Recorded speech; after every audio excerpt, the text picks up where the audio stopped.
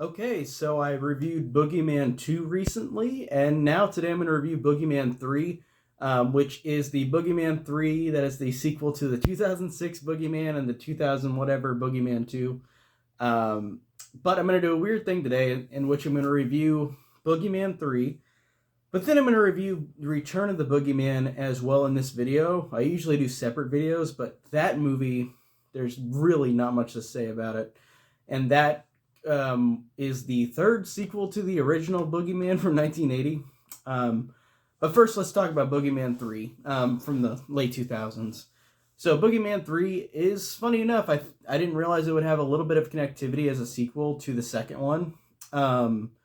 Because it starts out with this character, Audrey, whose dad was Tobin Bell from the second movie in the clinic, which I thought was a cool connection. I was surprised that they kept that connection, but it starts out with this terrible Photoshop picture of Tobin Bell and his wife.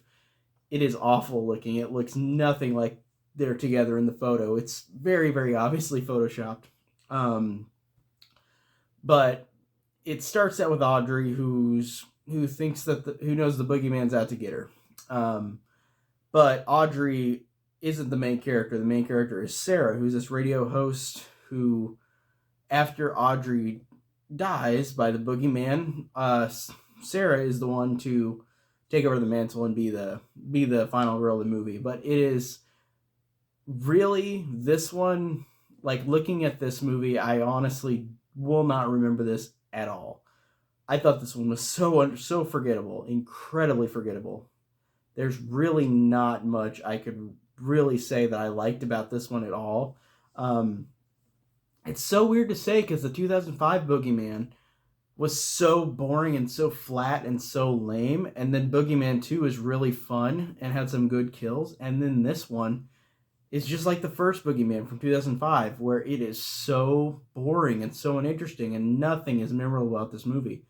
I honestly cannot remember much about it at all. The only thing I can remember is that there's a character who dies by getting pulled into a suitcase, but really, that's like a couple seconds of the movie.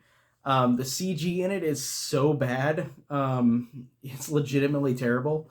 Watching it's such a low budget, and it's such a shame because the second one was low budget too, but like they did a good job of making that one feel more like authentic, and this one does not feel that way.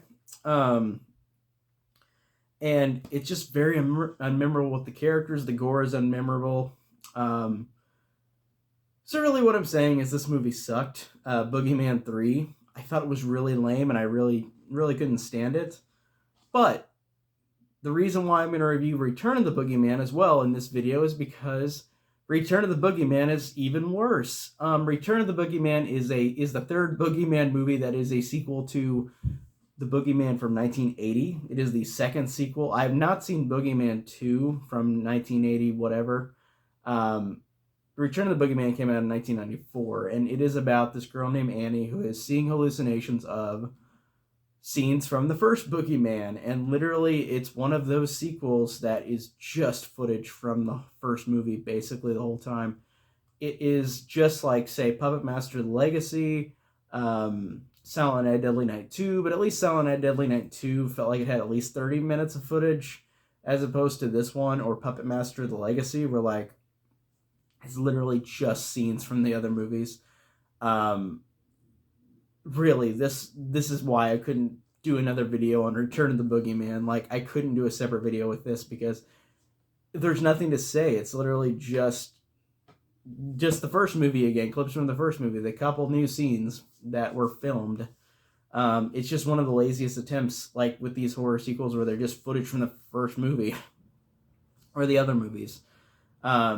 And I think there was footage in this from Boogeyman 2 from the 1980s, which I have not seen because there were a couple moments where I thought I don't remember that well, but I haven't seen the 1980 Boogeyman in a while.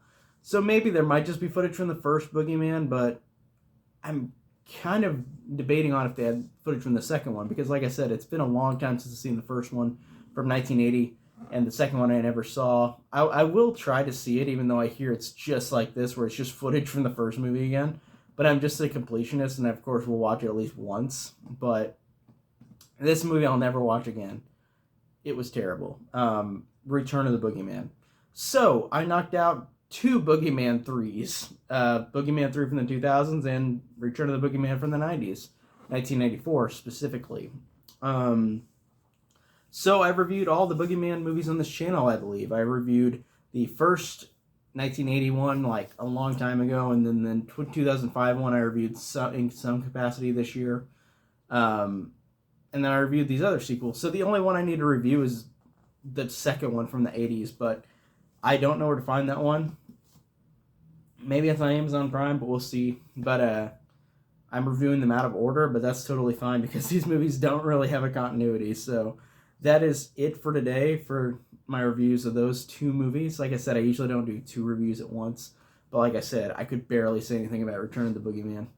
But that's it for today. I've got more videos coming up, and I'll see you guys later. Take care.